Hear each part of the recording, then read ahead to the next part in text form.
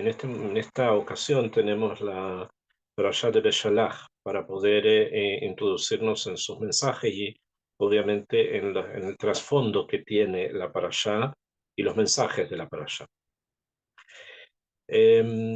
Esta clase en especial la vamos a dedicar al Ilui Nishma, de las almas de los soldados que murieron ayer en Gaza.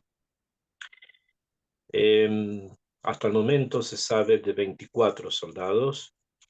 No se sabe el nombre de todos, no se sabe, no se conoce aún, me imagino porque tienen que avisar a las familias. El sacrificio que ellos han hecho es algo que en este mundo no tiene ningún tipo de ejemplo parecido. Han arriesgado su vida por nosotros y han muerto luchando por nosotros, para que podamos estar aquí ahora nosotros estudiando y para que podamos continuar con nuestras vidas. Ellos y otros más en esta guerra han entregado su sangre para que la sangre nuestra siga dentro de nuestros cuerpos. Obviamente, como dije, estos actos de heroísmo no tienen ningún parangón y no hay nada en este mundo que se parezca a lo que ellos han hecho. Por lo tanto, le pedimos al Creador del mundo, Creador de todas las almas, que los reciba estas almas que han muerto, santificando el nombre de Dios, de la Torá y de la tierra de Israel. Que Be'ezrat Hashem no conozcamos de más dolores ni de más tragedias como las que hemos escuchado. Y Akadosh Baruj Hu haga que nuestros soldados vuelvan y que vuelvan sanos de cuerpo y alma, así como los rehenes y así como todo el pueblo judío, cada uno en lo que necesita. Aquellos que necesitan salvación, aquellos que necesitan refuá, curación, aquellos que están heridos y aquellos obviamente que están enfermos. Pedimos por todos ellos y constantemente en Tehilim, en clase, debemos tratar de conectarnos con las cosas que son realmente importantes. En estos momentos, la vida particular de cada uno no es importante. Lo importante es la conexión con Hashem Yitbaraj, la conexión con la Torá, con el estudio, con la lectura de Tehilim, con lo espiritual. Eso es lo único importante en este momento frente al sacrificio que han hecho nuestros soldados. Que Akadosh Baruj Hu los proteja y nos proteja a todos. En la parashá esta de Beshalach tenemos varios mensajes. ¿Bien? El primero de todo, obviamente, es la salida del pueblo judío de Egipto, que ya la habíamos estudiado al final de la parashá anterior, y en este momento nos encontramos ante una disyuntiva que tiene Hashem, entre comillas, que lleva a preparar un camino, preparar una forma de poder enfrentar el desierto por donde ellos tienen que transitar. Y así es como dice el primer pasuk de la parasha. El pasuk dice, Vaihi beshalach paro, y fue cuando los envió el faraón, Etaam, al pueblo, Velon aham Elokim derech eretz Pelishtim, y no los condujo a ellos, o sea, a Israel, a Hashem, por el camino de la tierra de los Pelishtim. Kikarobhu, porque esta tierra es cercana, Kiamar, porque dijo Hashem, o sea, es como si nos quiere informar la Torá cuál fue el pensamiento detrás del lugar donde ellos tienen que caminar. Amar Elohim peni enahem ha'am berotam milchama, porque puede ser que tengan temor ellos cuando vean guerras. Beshabu Mitzrayma, y quieran volver a Egipto. Esta situación de un temor ante una guerra que podría enfrentar al pueblo es algo que nosotros vamos a ver de Macbil, o sea, en forma paralela también cuando Am Israel están frente al mar de las Cañas o el Mar Rojo, como lo llaman, y allí también se encuentran ante una disyuntiva. Por un lado están los ejércitos de Egipto, por el otro lado está el mar. Y ahí también hay un etgar, un desafío que Am Israel tienen que enfrentar, de la misma manera que lo tienen que enfrentar acá. Allá, en el caso del mar, que justamente la parashá esta se suele llamar también parashat Shirah, o sea, la parashá que habla justamente de la canción que cantaron después de haber cruzado el mar. Allá, en el caso del mar, ocurre un milagro. Bien, ocurre un milagro y el mar se abre, Israel ingresa, los ejércitos del faraón lo persiguen y mueren finalmente en el mar, como nosotros conocemos la historia. Entonces, allá, en el caso del mar, hay un milagro y por tanto la situación allá se la extiende hasta el final, o sea, hasta el punto en que tienen al mar por un lado y a los ejércitos del faraón por otro. En cambio, acá hay un lejatjila, o sea, acá hay una situación a priori, y es por dónde dirigir a Am Israel. Si lo vamos a dirigir por el camino de los Plishtim, el camino de los Plishtim es la franja de Gaza, ¿bien? Que es el camino por el cual se llega desde Mitzrayim, se va desde Egipto a Eret Israel, es el camino más corto, y de allí se continúa por toda la costa y es el camino que lleva a Siria, es el camino que lleva a Europa, o sea, a través de Turquía a Europa, es el camino que lleva también a Irak y a Irán, etcétera. O sea, a través de esta franja, que es la franja de Gaza, donde vivían los Plishtim, este es el el corredor por donde pasan las personas que van desde África a Asia y Europa. ¿Bien? O sea, y desde ese punto de vista es estratégico. Y también el más corto, obviamente, y el mejor acondicionado también para poder viajar en caravanas. Sin embargo, acá, Akadosh Baruj Hu ya supone que hay o sea, sabe que hay una esencia muy particular del pueblo que ha salido de Egipto, que es el hecho que todavía tienen mentalidad de esclavos.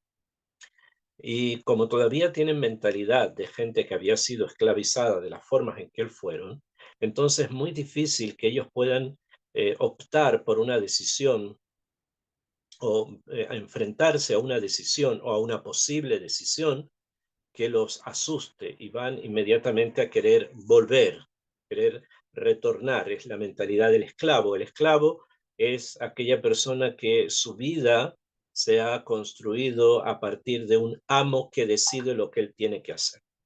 Y como es así, es muy difícil salir de ese esquema y cuando sale de ese esquema y tiene que tomar decisiones propias, generalmente trata de volver al esquema anterior para no tener que decidir y aceptar lo que otros van a decidir por él. Eso se da acá y también se da en el cruce del mar. Cuando llega el ejército del faraón, los hebreos están muy asustados justamente por eso, ¿no? Hasta tal punto que ahí van a decir, ¿por qué Moshe los trajo a morir en el desierto? ¿Acaso no hay tumbas en Egipto? Después de las plagas y después de todo, después de la muerte de los primogénitos, todavía están con Ta'anot, porque es la mentalidad del esclavo, ¿no? Entonces, acá Akadosh Baruj Hu no quiere que ellos vayan por un camino donde van a haber guerra. Y eso los puede asustar y hacer que vuelvan a Egipto. Y ahí es muy difícil poder construir nuevamente algo. Entonces, en este momento, el Ejatjila a priori está buscando un camino que sea el más fácil para ellos, a pesar que no es el más corto, pero el más fácil para poder enfrentar la mentalidad del pueblo que acaba de salir de Egipto. Ese es el punto por qué no van por la franja de Gaza, sino que se van hacia el sur, o sea, van hacia el desierto del Sinaí, y esto quiere decir también que tienen que rodear el mar de los juncos, el Yam Suf, que es conocido como el Mar Rojo. Este es el plan. Y esto es lo que ellos realizan. Y comienzan a caminar hacia el desierto y se van a encontrar precisamente con el mar. Y así es como dice el Pasuk, estoy en el Perek 13, en el capítulo 13, en el versículo 18, la Torá dice así, Vayasef Elohim et ha'am, y condujo a Hashem al pueblo, Derech HaMidbar, por el camino del desierto, Yam Suf, por el camino del desierto, que es el camino del mar de las cañas. Va Hamushim alu bene Israel me'eretz Mitzrayim. Y Hamushim tiene varias explicaciones que quiero centrarme también en esto. Subieron, porque a Eretz Israel siempre se sube, los hijos de Israel de la tierra de Egipto. ¿Qué significa Hamushim? Hamush en hebreo significa una quinta parte. ¿Bien? Hamush es una quinta parte de algo. Es por eso que ustedes deben haber escuchado que a cada uno de los libros de la Torá se los conoce como Humash, porque es una quinta parte de la Torá. Entonces está el Humash Bereshit, la quinta parte de la Torá, que es Bereshit, y así cada uno. Ahora estamos en la segunda quinta parte, que es el Humash Shemot. Y dice acá la Torá que ellos suben Hamushim, o sea, suben una quinta parte. ¿Qué quiere decir?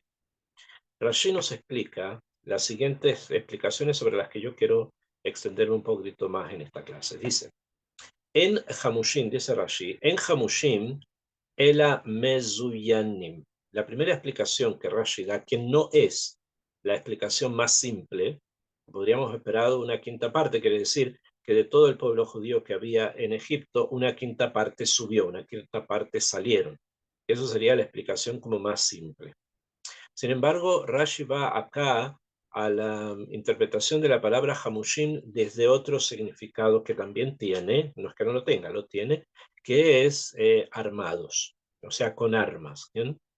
Hamush también significa armado, una persona que tiene armas encima. Y Hamushim son personas armadas. De ahí viene la expresión Tahmoshet, que en municiones. Y ustedes seguro deben conocer que en Jerusalén hay una colina que se llama Givata Tahmoshet, la colina de las municiones, que era un antiguo enclave jordano que estaba allí después de la guerra de...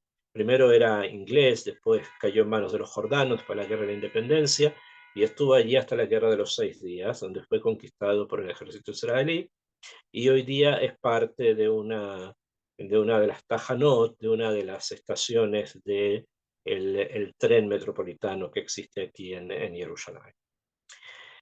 Y los días en que eso era la frontera, eso era prácticamente la frontera de la ciudad, esos días ya quedaron tan en la historia, tan atrás, que las personas no los, ni siquiera ya lo recuerdan. A muchos ya ni siquiera lo recuerdan.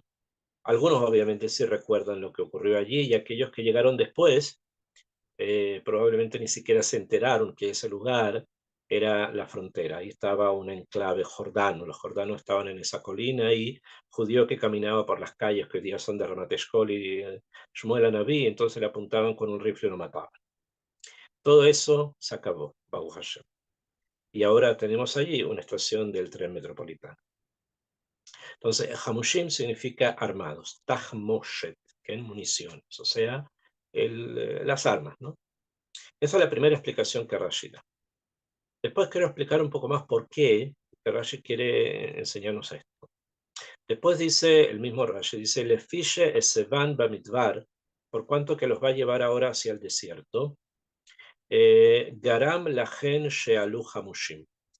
Debido a que tenían que caminar por el midbar, por el desierto, y no por la costa, o sea, no por el camino de los Filistín en la franja de Gaza, sino que tenía que irse al desierto, es por eso que causó Hashem quiso que salieran armados, con armas. She'ilu allá derech hishuv, porque si los hubiese llevado por un lugar donde habían asentamientos, lo hayu mehumashim lahen kol ma shetzrechim. No tendrían que haber estado tan armados. Ela que Adam sheober mi makom le makom, como una persona que pasa de un lugar a otro lugar, y con la intención de comprar allí lo que necesita. Abal, que shehu poresh la mitbar, sin embargo, cuando él va hacia el desierto, sarich lezamen kol hatzorech, necesita llevar sobre sí todo el tzorech, todo lo necesario. Ok, entonces acá nos encontramos con una idea que es bastante importante tenerla presente. Yo ya les dije, mehumash significa armado con armas, pero tiene otro sentido. Ya les hemos estudiado dos al menos. Bien, uno es la quinta parte, segundo es tener armas, que ya va a ser mencionado, Rashi lo va a traer, pero hay otro sentido más que tiene la palabra mehumash o hamush, que es con provisiones, o sea, aprovisionado, con comida. Y de la palabra mezuyanim, de la palabra mazón. Mazón quiere decir comida, como el Birkat Amazon, mezonot, que son comidas. Entonces también esta expresión hamushim significa aprovisionados, con provisiones. Y esta es la idea que Rashi nos quiere enseñar en esta parte de la explicación precisamente de la palabra hamush. Y después dice, Katuv ze lo nichtav ki im lesaber et haozen. Y este pasuk fue escrito para que podamos entender lo que estaba ocurriendo. Shelo titma, para que no digamos de milchemet Amalek u be milchemet Sihon veog, Midian u mechan hayulachen klizain. Y también trae acá Rashi la otra opinión, que es la tercera definición de Hamush, que es armado, para que no digamos después, cuando tuvieron que luchar en contra de Amalek, y no sé, después de que cruzaron el Yansuf, lucharon en contra de Amalek, y al final de los 40 años lucharon en contra de Sihón y Og, para que no vayamos a preguntar de dónde ellos tienen armas, de dónde ellos tienen armas, Sheku Israel le fijare, porque está escrito ahí que mataron a sus enemigos por la espada. Entonces, ¿dónde tenían armas? Aquí está escrito que Hamushim significa otro tipo de provisiones, no solo comida, sino provisiones, armas, armados.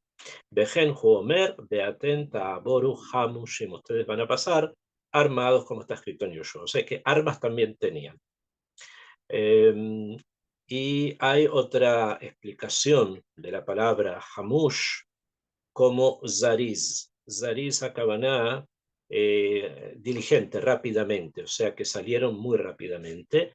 Y finalmente Rashi dice de Barajer, otra explicación, hamushim echad mi hamisha yatsu be'arba'a halakin metu beshloshet yemei afela. Y la última explicación que Rashi trae es precisamente la primera que yo les había mencionado, que es la quinta parte. O sea que es de todos los hebreos que vivían en Egipto, una quinta parte salió. Entonces, para resumir, el Rashi este que acabamos de estudiar, tenemos en total 4 definiciones de qué significa Hamushim. Número 1, yo voy a ir desde de la última en adelante porque me interesa que captemos más el Pshat primero y después ingresemos más en las Midrashim, en las explicaciones del Midrash. Hamush significa una quinta parte, número 1. O sea, ¿qué quiere decir eso? Que de todos los hebreos que había en Egipto, una quinta parte salió. Número 1. Hamush también significa con provisiones. Una persona que tiene en sí provisiones que pueden ser de dos tipos. Pueden ser alimentos, mazón, o pueden ser armas, kli zain. Y también esto se entiende de Hamushim.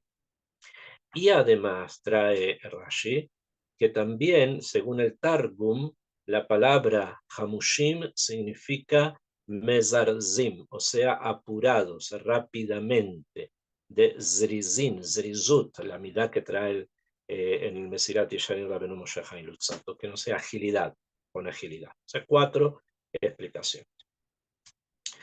Y quería ingresar un poco en esto, desarrollar el tema este de las 4 explicaciones de cómo Israel sale de Egipto. Y esto es muy importante por varios motivos que quería comentarles. No olvidemos que la palabra hamush, de la que estamos hablando, es la característica a través de la cual Israel sale de Egipto. O sea, Israel sale de Egipto hamush.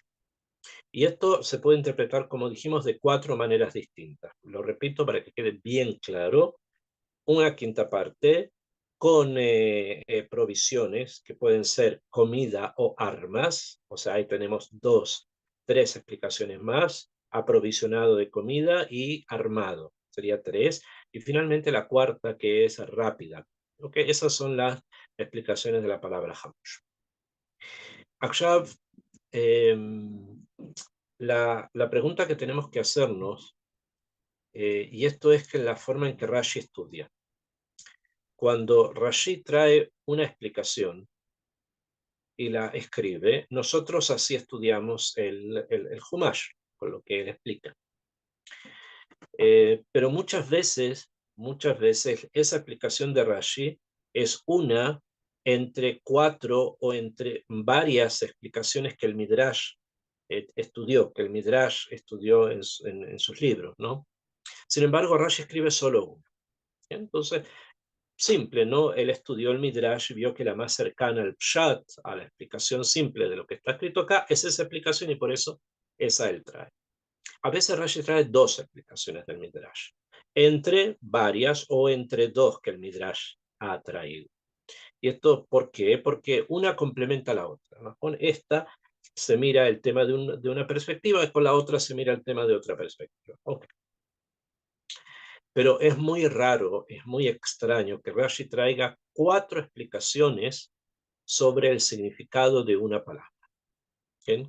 Eso ya es un poco más complejo, en especial porque 2 de estas explicaciones no le podemos encontrar algo que pueda combinar con las otras 2. ¿Mejor? El hecho que estén aprovisionados está bien, podemos entender armas o alimento. Muy bien, son 2 explicaciones que se combinan. Unas salieron aprovisionados con comida y otras salieron aprovisionados con armas. Ambas las podemos combinar, cada uno por motivos distintos, pero se combinan. Pero el hecho que haya salido una quinta parte o el hecho que hayan salido rápido, no sabemos cómo esto, o simplemente, o sea, sí hay que tratar de estudiar, cómo esto se engarza, cómo esto ingresa precisamente con los otros 2 explicaciones que es de la comida y de las armas. Entonces, hay acá un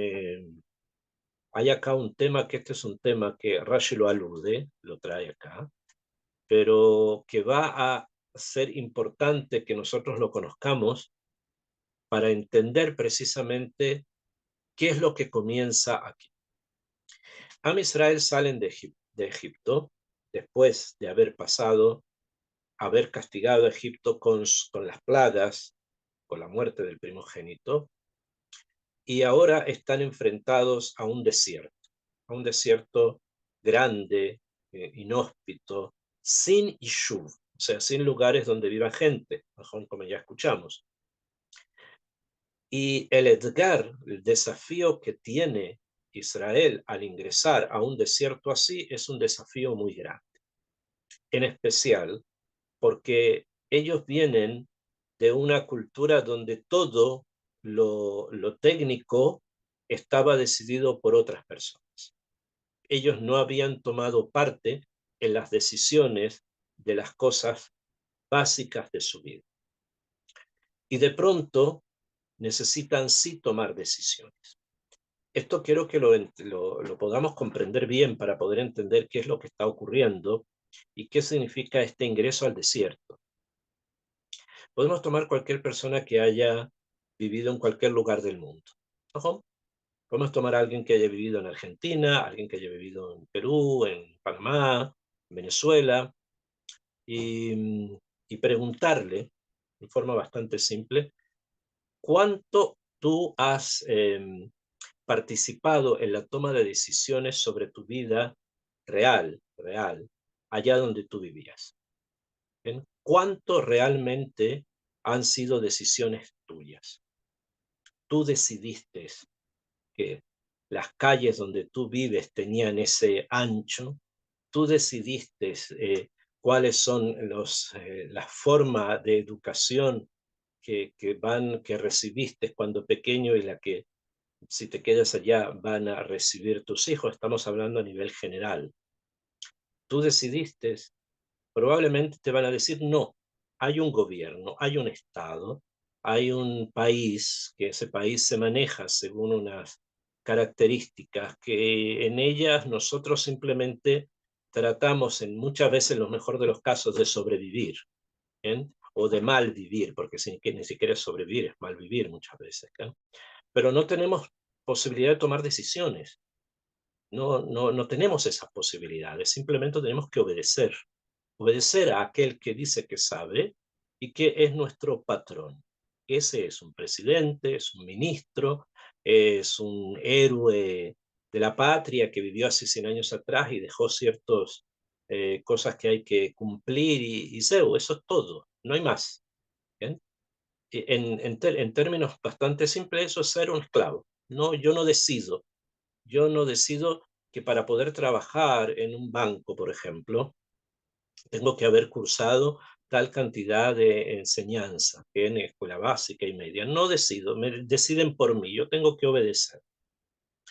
Yo no decido si las formas en que la ciudad está construida, que me agrada o no me agrada. No lo decido yo, eso lo decide alguien. A mí tal vez me hubiese gustado una ciudad donde no hubiesen edificios, sino solo casas, y muchos jardines y muchos árboles. Pero a veces tengo que vivir en un lugar donde hay edificios, no jardines, sino árboles, porque yo no decidí. Yo simplemente acepto, obedezco. Esta es la mentalidad del esclavo. Y esto obviamente es la mentalidad de las personas que vivían en Egipto. Cuando ahora van a salir, y ex profeso, o sea, Kadosh Baruj Hu lo decidió así, no van a ir a enfrentarse a otras realidades de esclavos. O sea, salieron ya de un mundo de esclavitud que es Egipto, y ahora yo quiero que ustedes reciban la Torá, que la Torá es la imagen máxima de la libertad, o sea, una decisión propia de autolimitar. Ahora, para eso necesito que la mente de ustedes comience a abrirse como se abre el desierto. Y el desierto se abre inmenso, grande y sin molestia, o sea, sin ciudades, ni personas, ni otras culturas, y en especial sin otros esclavos. Solamente van a estar ustedes. Y por lo tanto, no van a ir de casa en casa y no van a ir de ciudad en ciudad, porque si llegaran a una ciudad, no ganamos mucho porque ustedes están saliendo de una ciudad. Entonces van a conocer otra forma de vivir esclavos. Y Hashem quiere construir un pueblo con una mentalidad distinta, completamente distinta. Y lo que se va a formar en este momento, cuando salen de Egipto, cuando reciben la Torá, e incluso cuando, por un castigo, fue por un castigo, pero se quedaron 40 años en el desierto, ese momento va a formar para siempre el carácter de Am Israel. Para siempre. Y de allí que el carácter de Am Israel va a ser indomable. Va a ser imposible que una autoridad humana estamos diciendo, no divina, humana, lo pueda someter a algún tipo de regla. Las vamos a aceptar, en muchos lugares las aceptamos, pero en la mayoría de los lugares, los grandes Maapejanim, los grandes revolucionarios, muchas veces fueron Yehudim, fueron judíos. Y aunque hemos aceptado cosas, y las seguimos aceptando, ustedes van a cualquier lugar de Sudamérica, a cualquier país, y van a ver que los Yehudim viven según las leyes del país. Pero si van a hablar, se van a acercar en secreto a hablar con ellos, se van a dar cuenta que no les interesa, pero en lo más mínimo que haya que atravesar con luz roja, verde, amarilla o fucsia. Que no les interesa, pero por lo más mínimo, las leyes de ese estado. No hay forma de ponernos yugo. No existe. ¿Por qué? Porque Am Israel en el desierto se construyó a sí mismo. Y si bien hemos tenido, como les dije, que recibir ciertas condiciones en diferentes lugares, y lo hemos hecho, siempre hemos sabido que son estupideces. O sea, siempre hemos sabido que son cosas tontas. Que hoy día dicen una cosa, ayer dijeron otra, mañana van a decir otra completamente distinta, y por lo tanto no son cosas, no tienen validez. Si es una persona religiosa, entiende que la única validez es la Torá y la Halajá, porque eso es divino. En cambio, todas estas leyes que las personas, las naciones del mundo tienen de cualquier tipo son cuanto menos ridículas. Y obviamente las cumplimos para no tener problemas. ¿Eh? Esa forma de pensar es precisamente lo que se forma, lo que se comienza a estructurar aquí. Y para eso se necesitan cuatro estructuras anímicas. El alma de Am Israel tiene que leit hamesh, o sea, tiene que construirse a partir del número 5, entre comillas, que es lo que significa esto. ¿A qué me refiero?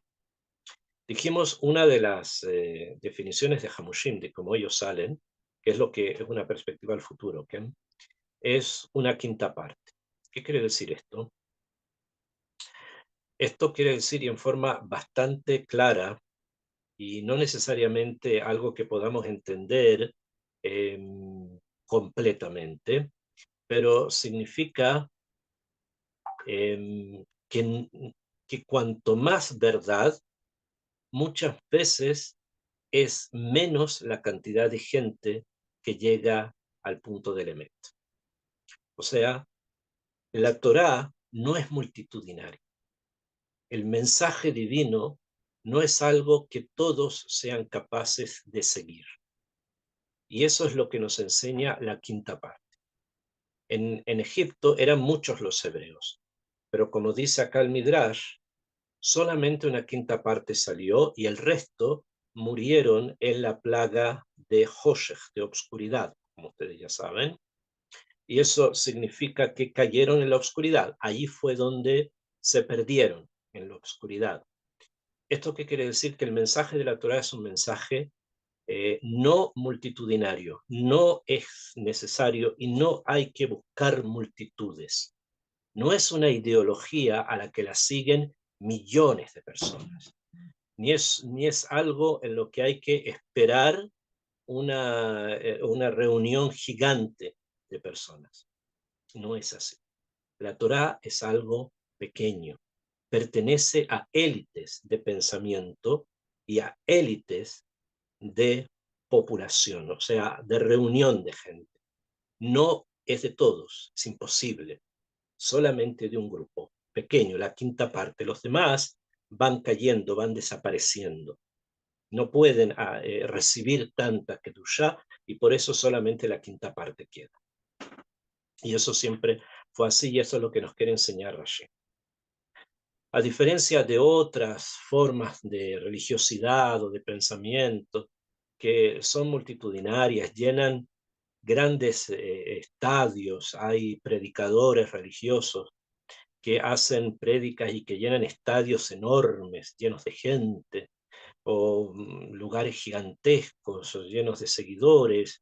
Eh, la Torá no es así. Una quinta parte solamente. O sea, se va reduciendo y eso hay que entenderlo. ¿Bien? Porque muchas veces nos confundimos y pensamos de que como hemos alcanzado realmente un kesher tan profundo con el Emet, tenemos que ahora convencerlos a todos de que lo sigan. No, eso es una decisión personal de cada uno y la luz de la Torá ilumina a cada uno en el momento que cada uno necesita ser iluminado, si es que va a ser iluminado y si no, es no. Este es el primer punto que se construye ahí. Segundo, está el tema de la zerizut, o sea, que hamushim significa rápidamente, que salieron con rapidez. ¿Por qué? Porque otra de las cosas que necesita la Torah es rapidez. O sea, eh, los sabios dicen con diferentes eksherim, dicen que Abar, cuando pasa el momento, bate el corbano. O sea, Abar Shato, bate el corbano. Cuando Ozemano, Abar Zemano, cuando pasa su tiempo, bate el corbano. O sea, que las cosas tienen un tiempo. ¿Mejor? Tienen un tiempo. Cuentan que uno de los rebes hasídicos, no recuerdo ahora el nombre, le preguntaron una vez qué es lo que se aprende de las cosas modernas que hay en el mundo. Estamos hablando hace 100 años atrás. ¿Qué se aprende, por ejemplo, del telégrafo? Entonces lo dijo sabiamente que cada palabra vale, cada palabra tiene un valor, porque en el telégrafo ustedes saben que había que pagar por cada palabra, entonces se trataba de escribir lo más pequeño posible, menos palabras para no pagar tanto. Entonces cada palabra tiene su precio. Entonces hay que aprenderlo. También me preguntaron qué se aprende del tren, ¿ven? Cosa que es actual hasta ahora. Estamos hablando de trenes que tienen una frecuencia no necesariamente cada 10 minutos, sino cada día o cada 2 días. Lo dijo en forma bastante clara, que si llegas tarde lo perdiste. O sea, la Torá es un tren que se detiene en una estación, te subiste, te fuiste con él, te demoraste, lo perdiste, punto.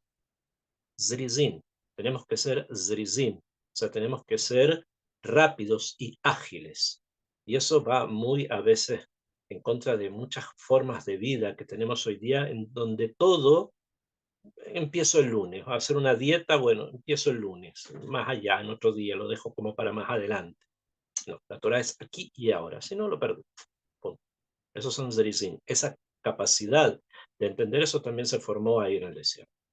Y después tenemos las dos cargas, los dos pertrechos, los dos provisiones. Una es la comida. ¿A qué se refiere esto? De que Am Israel va a tener que construirse de manera tal que pueda tener independencia económica. Si quieres ser libre, debes tener independencia económica, o sea, ser capaz de tú mismo ganar tu propia comida, porque de esa manera vas a poder acercarte más a Hashem Baraj, que es el que realmente da la comida, cuando tú no estás dependiente de la comida de otro ser humano. Porque si estás dependiente de otro ser humano, entonces la libertad se reduce. No es lo mismo. Esto obviamente lo han aprendido al revés, todas estas ideologías que existieron en el mundo donde el tema económico lo manejaron justamente para poder manejar a la gente. La Torá dice no, si tú no tienes independencia económica vas a estar siempre sometido a algo, a alguien y no a Hashem. Al único al que tenemos que someternos es a Kadosh Baruj Hu y por lo tanto a nadie más que a Hashem. Y finalmente también está el tema de las armas, ¿ven? Que salieron armados, el Klizain. Rashi trae acá para que nadie vaya a preguntar después de dónde tuvieron armas para poder luchar en contra de Amalek, Yoshua que luchó en contra de Amalek, o de dónde tuvieron armas para luchar en contra de Sihón o de Og o de Midian, etcétera, etcétera. Entonces las llevaban consigo. La pregunta es, si Akadosh Baruj Hu maneja todo, ¿por qué hay un nivel así de Shtadlut que se llama armas, que se llaman armas, armamento, que nos acompaña hasta el día de hoy, ¿no? Hasta el día de hoy nosotros sabemos que existen armas en el mundo y a pesar que nosotros hacemos tefilá, pedimos por los soldados, en todas las culturas se hace lo mismo, eh, siempre existe la naturaleza de los pertrechos, del armamento, está ahí, existe.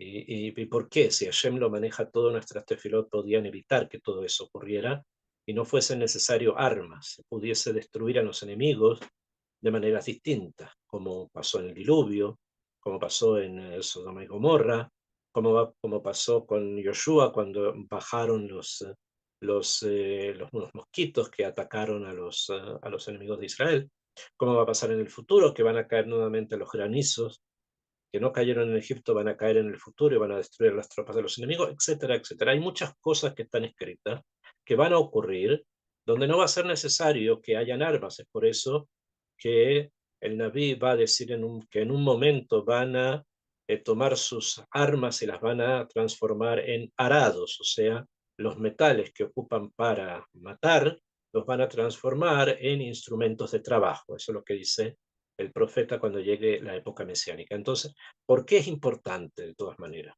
¿Por qué sí es importante esta ishtadlut, esta forma de comportamiento? Esto igual que el caso del alimento. Nosotros sabemos que el alimento viene de Hashem Yitbaraj, el que tiene fe sabe que es así.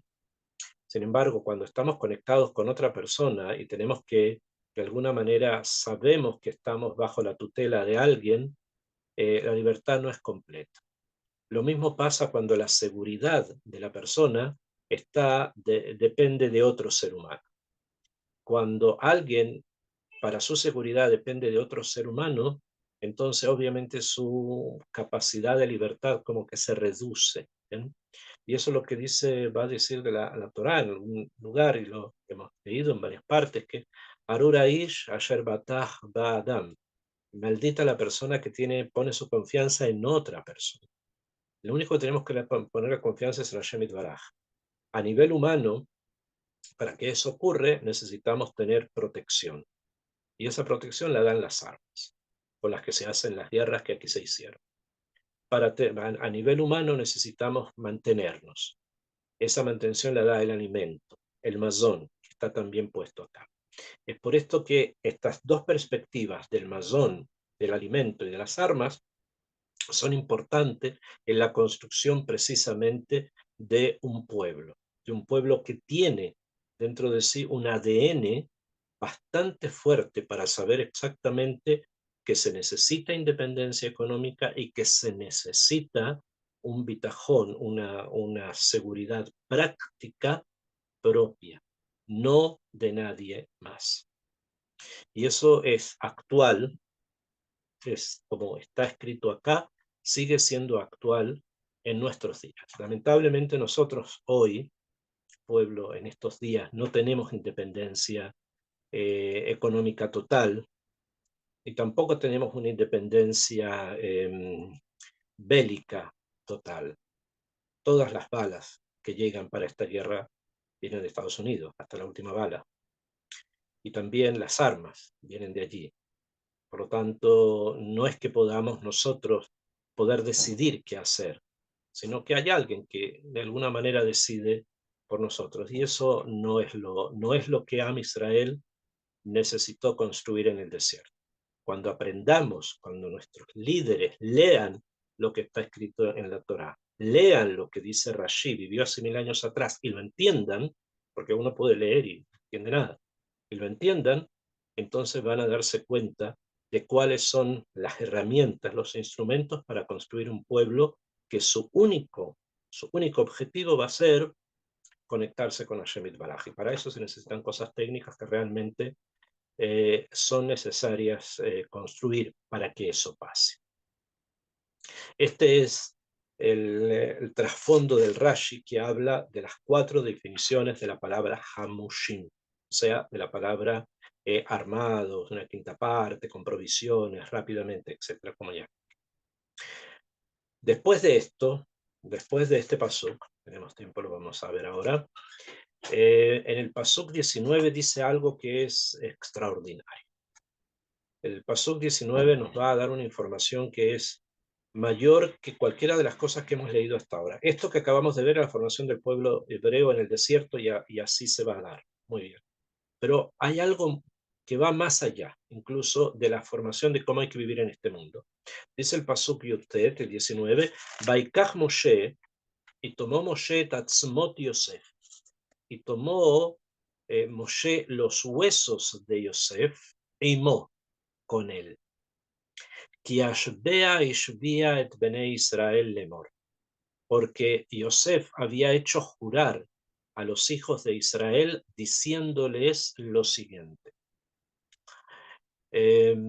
Pakod ifkod Elohim etchem, de recordar, o se recordará Hashem a ustedes, o sea, los va a sacar de Egipto. Eso es lo que Yosef les dijo, porque sabía que iba a pasar así, que los iba a sacar de Egipto.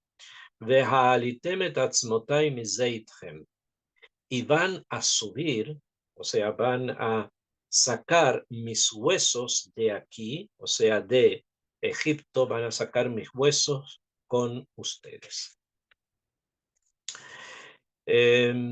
Ok, acá hay una historia que todos conocemos sobre los huesos de Yosef.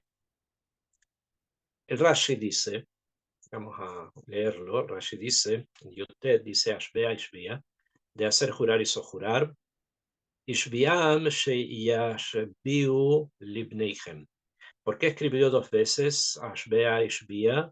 de jurar, jurarán, o sea, porque les hizo jurar que harán jurar a sus hijos. Hasta que llegue el momento de la Geulá, cada generación tiene que comprometer a la siguiente a cumplir esto de llevarse los huesos de Yosef. Belama lois vía banav. ¿Y por qué no le hizo jurar a sus hijos? O sea, a Menashe y a Efraín. Sheisaú leeretz Kenaan miyad como sheishbia Jacob. O sea, ¿por qué Yosef no le dijo a sus hijos cuando yo muera, llévenme inmediatamente a la tierra de Canaán? Como Jacob le dijo a Yosef, y Yosef lo hizo. Apenas Jacob muere, lo lleva y lo entierra en la Marata Majpelá. Entonces, ¿por qué Yosef no les dijo a sus hijos, Menashe y Efraín, que cuando muera lo lleven a enterrar a Eret Israel? Amar Yosef, dijo Yosef, Ani shalita iti bemitzrayim. Yo goberné Egipto, vehaya sipek beyadi asot. Y tenía el poder para hacer esto. Abal Banai, o sea, para llevar a su padre, a Jacob, a enterrar a la Marca Majpelá. Abal Banai lo yanihun mitzrin lazo. Pero a mis hijos no los egipcios no los van a dejar hacer. Lekach ishbiam, y por eso les hizo jurar, lechsheigalu, cuando llegue la Geulá y se vayan de Egipto, beyetzu mishan, y salgan de allí, sheisauhu, que lo lleven junto con él. O sea, ¿qué es lo que Rashi nos quiere enseñar? Que Yosef tenía el poder para sacar a su padre después de fallecido y llevarlo y enterrarlo en Marat Machpelah, en Eretz Israel. Eso es un poder que él tenía porque él gobernaba Egipto. Sin embargo, sus hijos, Menashe y Efraín, no tienen ese poder. No lo van a tener tampoco. Yosef fue una cosa especial. ¿Por qué no lo van a tener? Hay varios motivos, pero digamos no lo van a tener y no lo tuvieron. Esa es la realidad. Entonces, los Mitzrim no le van a dejar que lo saquen a él, que es de alguna manera un gobernante modelo que tuvieron y llevarse a enterrar a otro lado. Entonces, por eso que pensó solamente en el momento en que en Israel ingrese en el periodo de Geulá, entonces llévenme y me entierran en la tierra de Israel. Y así fue como se hizo. Y el propio Rashi dice, Bealitem et atzmotai mizeitchem, explica Rashi, le echav ishbia, que a sus hermanos les hizo jurar, limdanu she'af atzmot shel ashvatin elu imahen, shenemar itchem. Y aquí estudiamos que también los huesos de las Shvatim, o sea, de cada uno de los hijos de Jacob, después de fallecidos, también fueron llevados de Egipto a Eret Israel. Por eso tenemos el Keverdán, tenemos varios Kvarot en diferentes lugares en Eret Israel, según nos reveló Rabben Orizal, donde están enterrados los hijos de Jacob. Y en Shem fue enterrado Yosef. Hay un Masoret doble, bastante complejo, sobre el lugar donde Yosef estaba enterrado.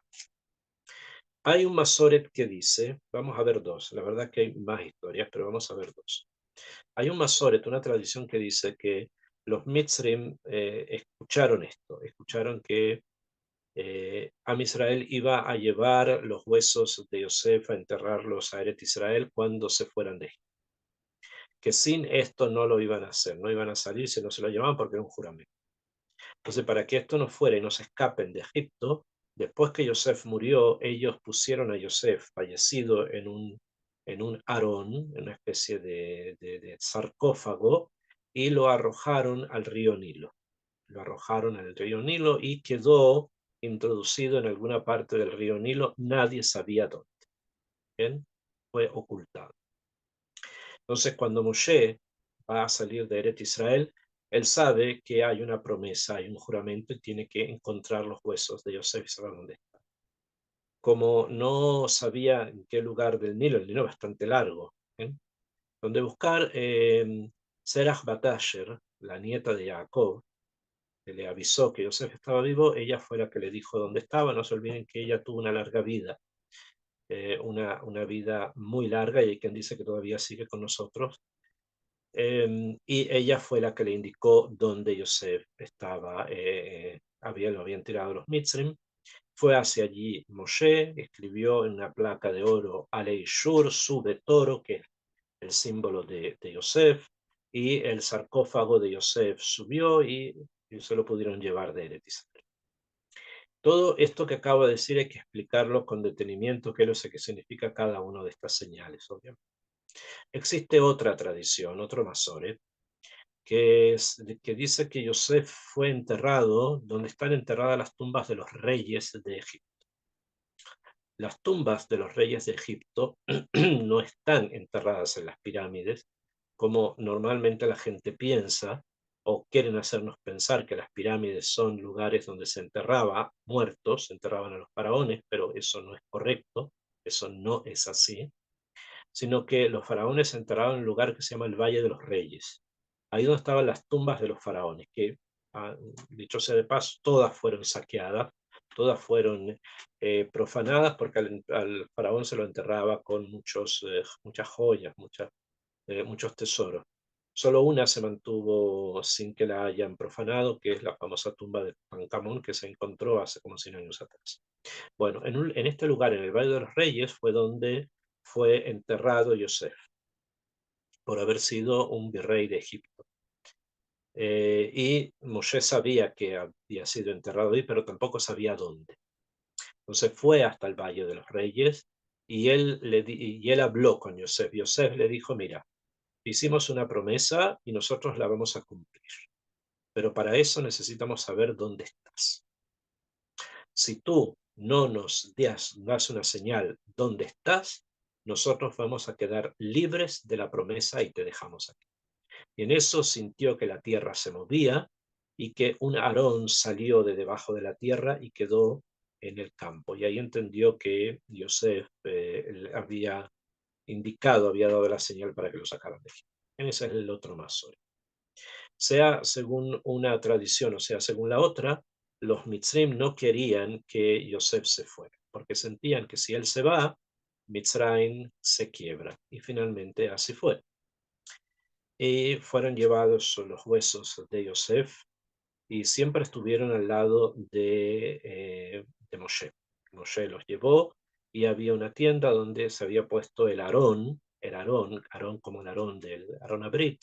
Había un Aarón que era el Aarón Abrit y estaba el otro Aarón que era el Aarón de los huesos de Yosef, que fueron llevados por Moshe durante toda la travesía en el desierto hasta que Yoshua finalmente se encarga de enterrarlo en Shechem, que era el lugar que le pertenecía a Yosef. Esta es estos dos puntos que hemos tocado, el tema de cómo se forma Israel a través de la palabra Hamush, y el tema de Yosef es muy importante, ambos puntos, porque marcan precisamente la estructura dentro de la cual Israel se forma. Así es como Israel se va a formar. Con estas características se va a llenar de energía para poder continuar ese largo camino que es los años en el desierto y después la campaña de ingreso a Eretz Israel a través de Yoshua para poder recibir la tierra de Israel a través de ese kibush. Estos dos puntos que mencionamos, los cuatro primeros, son puntos más bien de tipo anímico, es cómo se forma el ánimo del pueblo, ¿no? A través de esto de que no son todos, de que se necesita hacerlo rápido, de que se necesita independencia económica y también independencia en la protección. Son temas que tienen conectados con la materia, con el mundo, con este mundo. Yosef, en cambio, es distinto. Yosef es la capacidad que tiene Israel de poder ingresar a otros mundos, a otros espacios, a otras dimensiones espirituales muchísimo más fuertes y muchísimo más pesadas, con mayor profundidad.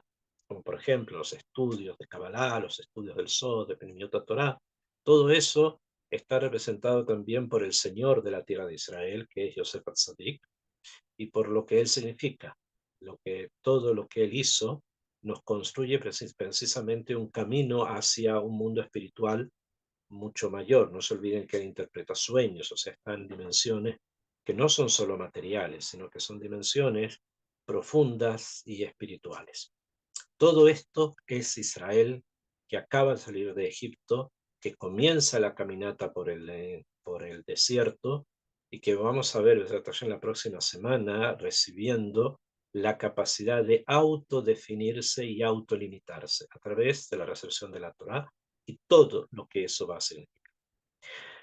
Besrat Hashem, vamos a quedar por hoy hasta acá, que como dije, estas palabras de Torá y el estudio de Torá sean una forma de poder ayudar a nuestros soldados a que vuelvan sanos y buenos a sus casas, la liberación de nuestros rehenes, Besrat Hashem, sanos en el cuerpo y sanos en el alma, para todos nuestros enfermos y también para todos nuestros heridos, y que todos los padres, hermanos, hijos, parientes de los soldados caídos reciban consuelo Minashamayim, Sheminashamayim, Benaham. Quedamos entonces por hoy hasta acá.